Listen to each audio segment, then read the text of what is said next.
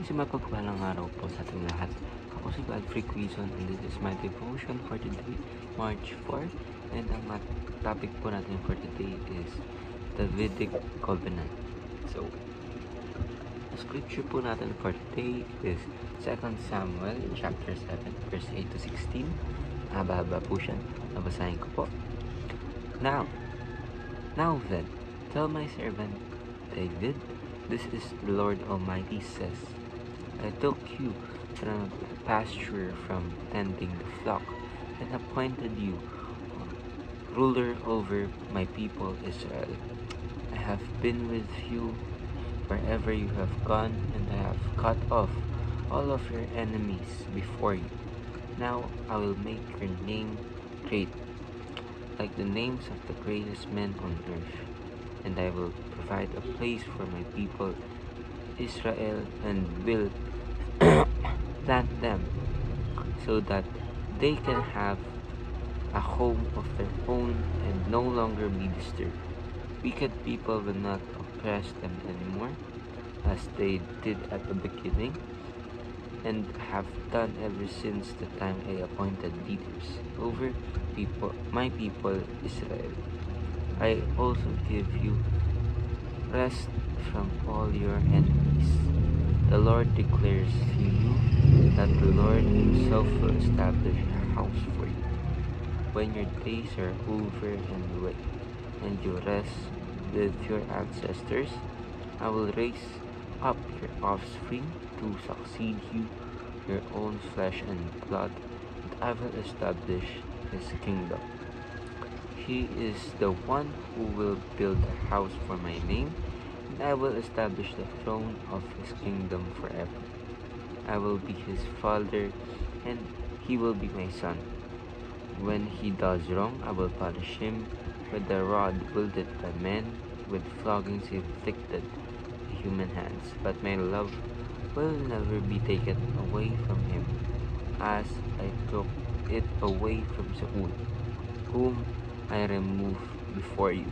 Your house and your kingdom will endure forever before me. Your throne will be established forever. So, mahaba pa po siya, kaya marami po tayong explain na gagawin.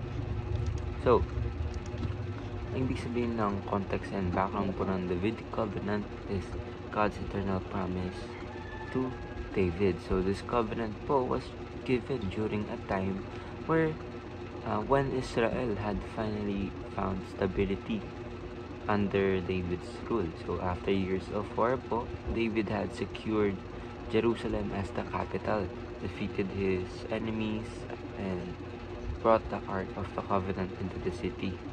So he wanted to build a temple for God, but instead, God promised to build David's house, not a physical building, but a dynasty that would last forever.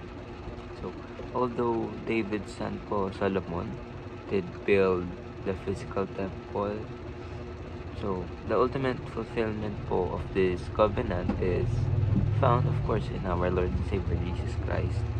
So, the eternal King from the lineage of David, kagaya nga po sa Matthew chapter 1, verse 1, Luke chapter 1, verse 32 to 33.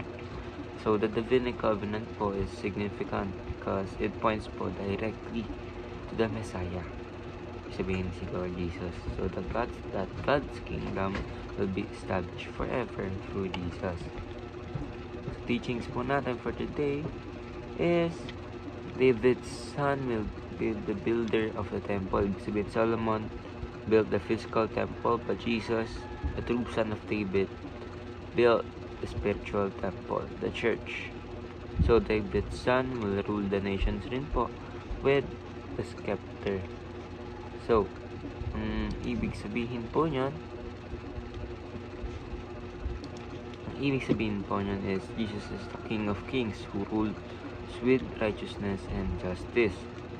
So, number 3 is David's son will rule the eternal king. So, ibig sabihin is Jesus' kingdom is everlasting, and of course he invites us to reign with him. So application po natin for today is shine by living out the life of Christ in us. Since Jesus is the true King, we should reflect His character, living in love, humility, and righteousness. So, of course, we must also seek Christ's approval in all our decisions. Being as part of His kingdom, we should ask, or we should seek His will in every aspect of our lives. So, share Christ's reign with those around us.